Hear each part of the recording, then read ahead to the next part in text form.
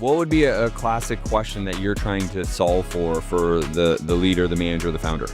It's always time management. Time management is the big thing today. Like, how do I manage all this stuff that I have thrown at me? And if you're an entrepreneur, I understand. I mean, you've got a million different things, especially if you're just starting out.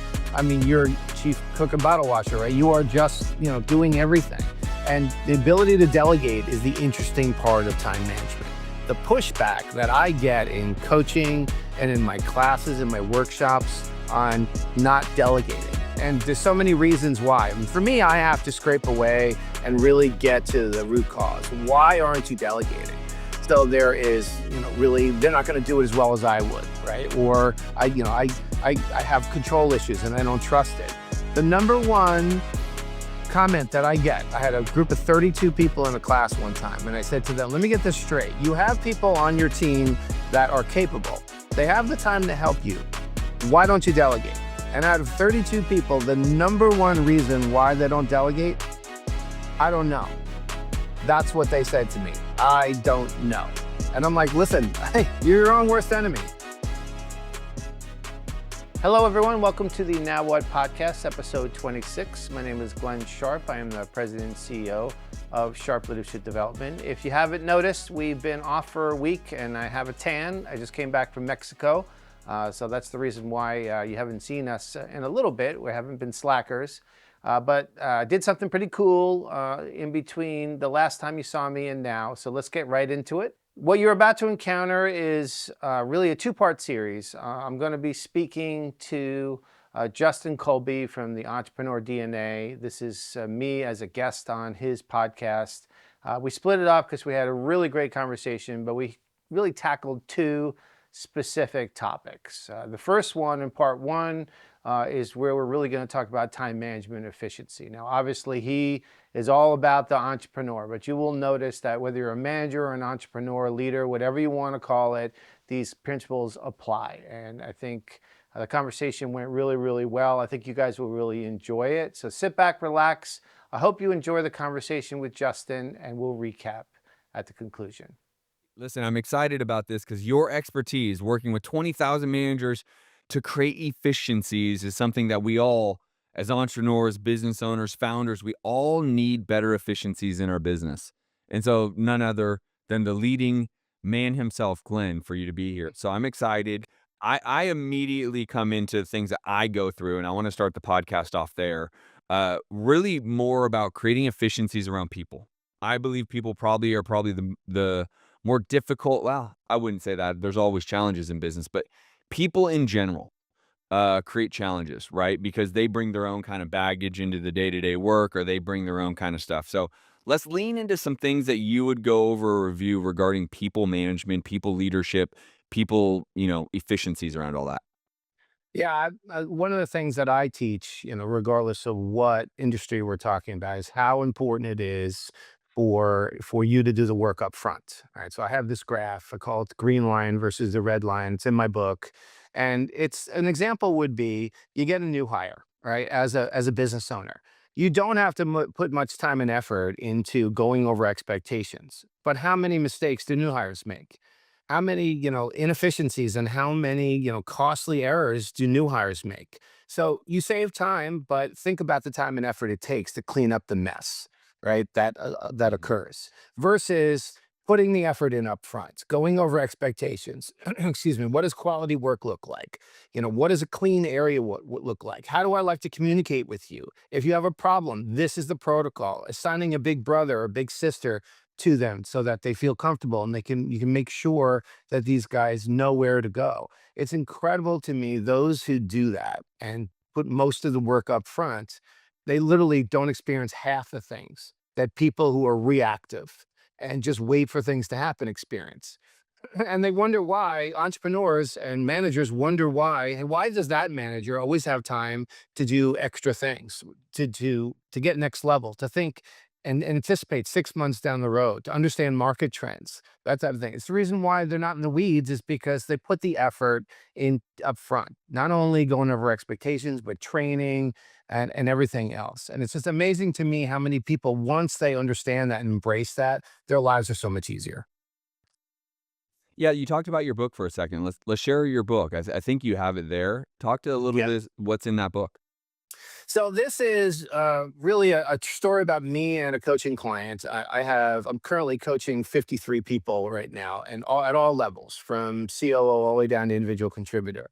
So this is the story of Johnny. Johnny is an amazing mechanic in the airline industry, and because he's such a great mechanic, they made him manager of mechanics. Now what? What do I do? He's like, Glenn, I don't know how to be a manager. I'm an awesome mechanic. Yeah, I know how to turn wrenches. I do not know how to be a manager. I don't know how to conduct a performance appraisal or, have a counseling session with an employee or, do the things that managers have to do, coach individuals. So it's really a 4-month journey of me coaching Johnny and getting him up to speed and getting him on a level playing field with his peers. So he asks questions of me and I answer them. And there's a ton of really cool tips, tricks, and ideas in this book. And it's not only for new managers. There's a lot of existing managers out there that I coach that literally told me, Glenn, you know what? I forgot half of this stuff. I got so busy and I've got so racked up with just the minutia that I forgot what got me here. And they're like, they went Yeah. back to basics.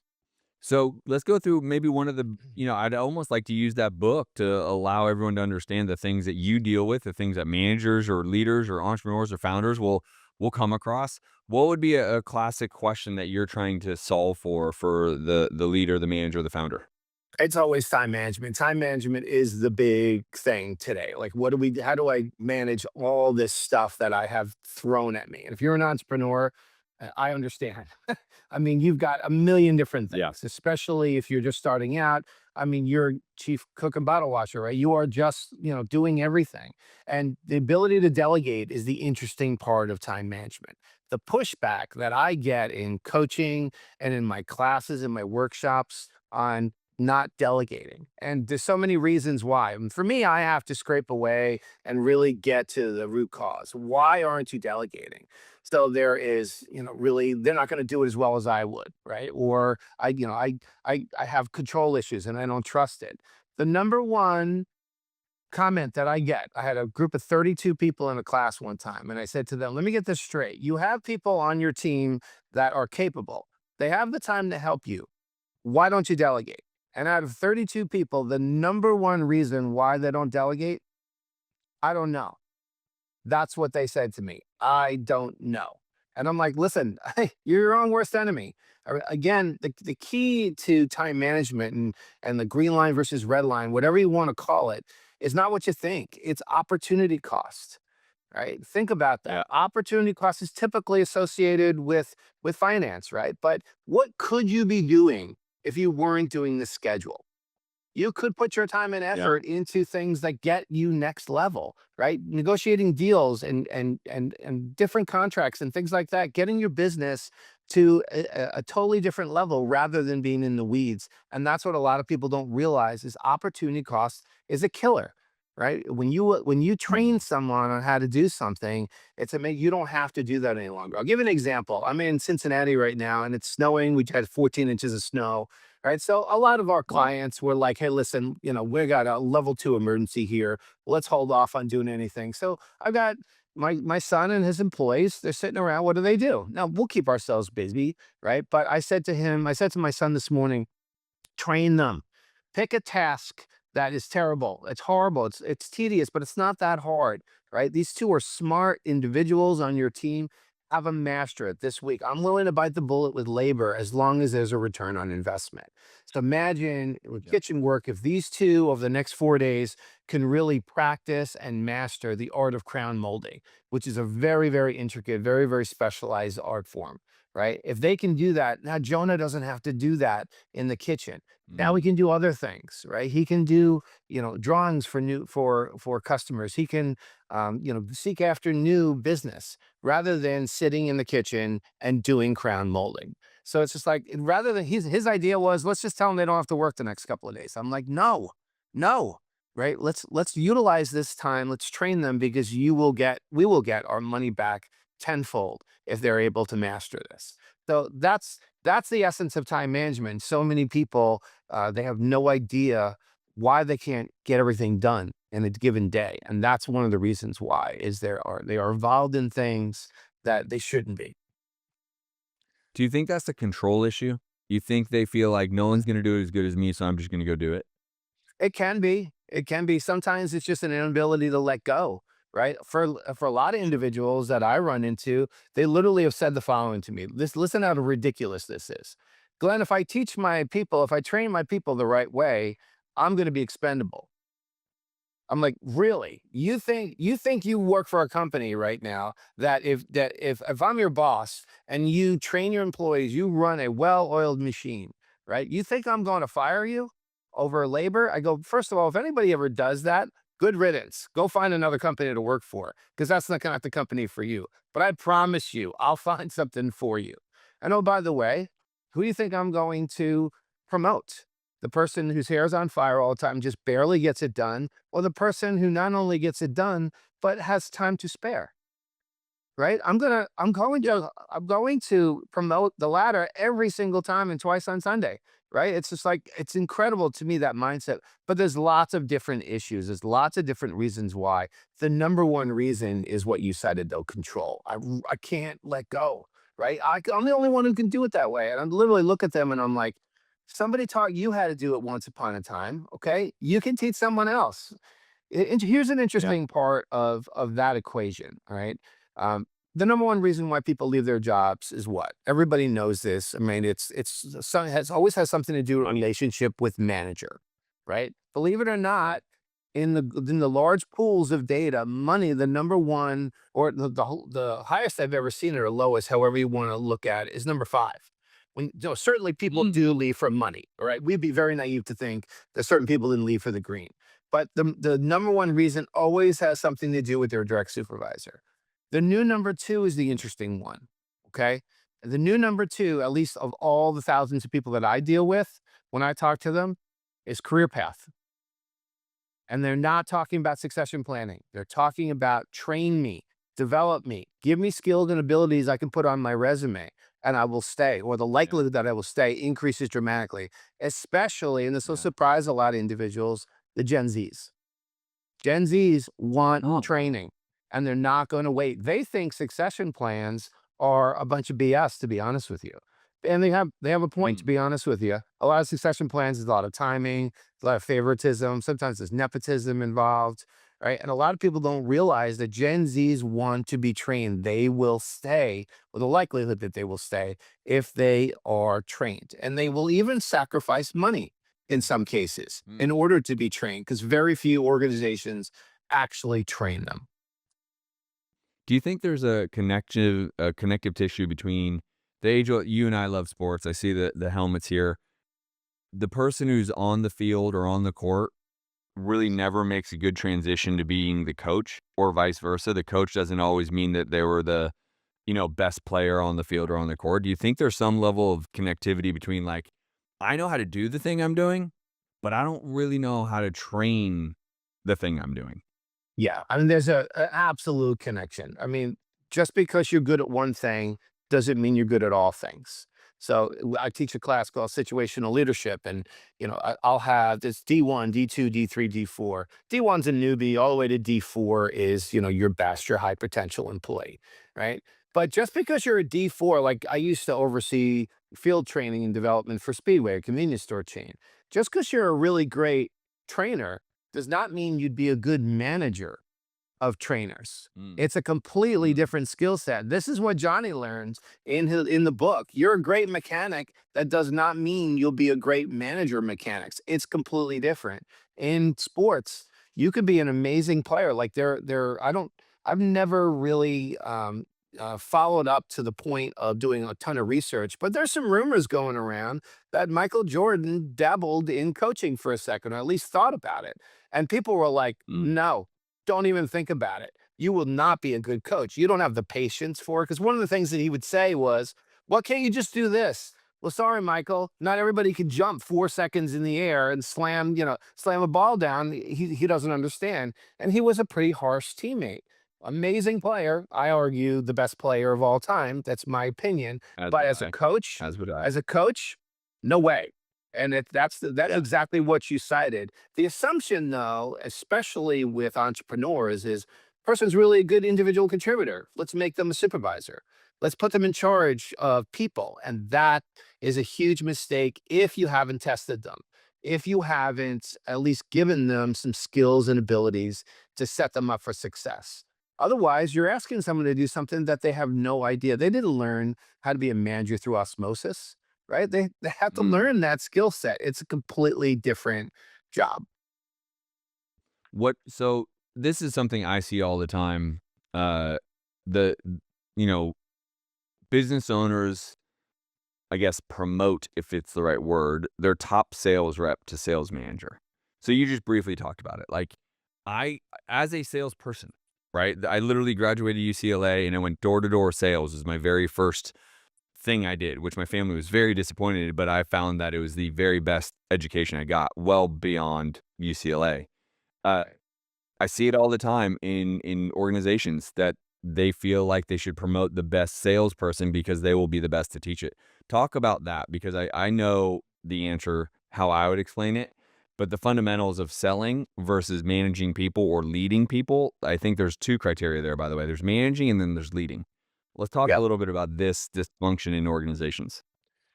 Yeah, so I just finished a three-part series in December on sales training because of one of my clients. I do a podcast. It's called Now What, so easy to find. Now What podcast by Glenn Sharp. But I did a sales series because I have a client who's going through this very issue right now. They have salespeople all over Ohio, and they're trying to develop their district sales managers. Right? It's a completely different skill set. Sales is a little different though, because in my opinion, you got to bring a little street cred to sales, right? If you don't know how to sell, it's really hard to actually sell your employees on how to change their behavior and things like that. It's kind of like me as a trainer. I used to go visit my people all the time, all over, the Midwest. And I would literally say, I'll take the afternoon session. I want to show you a new technique or can be done. I literally turned the projector off and they were appalled. Like, oh my God, you can't do that. Like, yeah, you can do that. Let's try it. Right. And it was one of the best sessions we ever had. As a sales manager, got to bring a little street cred, but you're no longer doing sales, right? Not at their level. You're probably doing sales at a little bit of a higher level. But from what I, have taught with the district sales managers is your job now is to coach them, right? Every single meeting. Here's an idea that I'll just present to you guys that I presented to them. How about every single meeting that you get together with your sales team, you never talk about the past? What? We always go over Mm. numbers. I know you do, and it's a waste of time. But if I'm going to bring 20 people together, I'm going to make it count. So why don't we go over a specific sales training technique? Why don't we go over situational training? Put them in a situation. How would you handle this? Things that inevitably are going to happen, right? How about doing that versus going over numbers? You can go over numbers anytime, right? Unless it's like a goal, a stretch goal that you want to do in 8 months or the end of the year, this is where we want to get to type of thing. So they understand context. But how about making those meetings count, right? Here's another idea. One of the things that I teach at the University of Cincinnati is I'm down to one class. I teach change management at the master's level at University of Cincinnati because I love those Gen Zs. I love them to death and they're just fun, right? But Yeah. one of the things that we talk about in change management is making sure that you identify the bright spots. Okay. What are bright spots? Bright spots are the individuals who are knocking it out of the park, regardless of limitations, regardless of everything that's thrown at them, Mm. right? But utilizing them. So here's just a different way to look at it. Imagine as a sales manager, you rotate your meetings. You and your two bright spots rotate and doing the meetings. Now you're in attendance as a backstop, but imagine a peer looking at the other peers and saying to them, this works. The reason why it works, because I did it the other day. Try Yeah. this, try that type of thing, right? That comes across the psychology behind that is interesting. For example, if I'm ever going to train an employee, now certainly I'm involved in the training process, but I always will pick a peer over myself. Now, it's not because the Mm. peer necessarily is better than I am. A lot of times they are, but the psychology is different, right? They'll ask a peer, they'll ask a bright spot, tough questions. They'll be vulnerable with them. chances are as their boss, they won't be vulnerable with me or as vulnerable. So they'll be like, is this place kind of weird? Did you experience this when you were first here? That type of thing. Or how do you do this? I don't even know how to do that. That's like really intimidating to me. That bright spot will answer them. And it's apples to apples now. It's not, hey, boss, you're not out in the field. You don't know what's going on. The bright spot is out in the field. It is time tested. It's a proven technique. They're much more likely to listen to them than they are to a manager. That doesn't mean they won't listen to a manager, but the psychology is interesting, right? So that's kind of what I am teaching the sales teams, and they're embracing it and it's working. By the way, those bright spots, they want more responsibility. So the likelihood that they stay, the likelihood that they are happy with where they are increases dramatically. So it's a win-win, right? Opportunity cost, the manager doesn't always have to do that meeting. The bright spot, you kind of Yeah. separate them from the rest of the team, but also they get that skill set of running a meeting. It's funny that you say that. So when I left UCLA and went directly into door knocking, how that business worked is basically effectively I had my own business and there was a warehouse of clients, Verizon, UPS, credit card processing, Eagle First, etc. Right. And there was essentially a manager who we would work out of his office. His office, he was the manager that we, the leading salespeople, would train all the other salespeople. Not because we were meant to manage them, but because we were meant to show them how to be good at what we did, right? Right. And so that connectivity really, I really lean into that. I love how you explained it. And I'm now almost thinking of my past about how that business was built. It's not a function of I'm now managing these salespeople. That's the manager's job. But I'm showing them and I'm helping them with their processes to be as good as I can be. All right, so I hope you guys enjoyed that as much as I did. We'll continue to do things like this. We'll get back to our coaching individuals after part 2, but in the next episode, we're going to go ahead and tackle the second part of our time with Justin. But before we do that, make sure you pick up my book, Now What? It's a great way to really get your future and existing new managers up to speed. This is about the relationship I have with one of my coaches, Johnny. He's a brand new manager of people, and I really get him up to speed in regards to getting on the level playing field with his peers. So go ahead and pick it up. You can pick it up on Amazon. It's available on Kindle, obviously paperback in my hand. It's a perfect way to get your people off to a great start in 2026. Okay, so in the second part of our series with Justin, we're going to go ahead and tackle the second of the 2 topics, and that is the difference between a leader and a manager. There are specific differences. I think he is very concerned with entrepreneurs not taking on a leadership role, and as you will be able to tell, him and I discuss a lot of cool differences between the 2, but we specifically focus on leader. So we'll look forward to that in episode 27. I wish you guys all the best of luck in your management and leadership journey, and I'll see you in episode 27.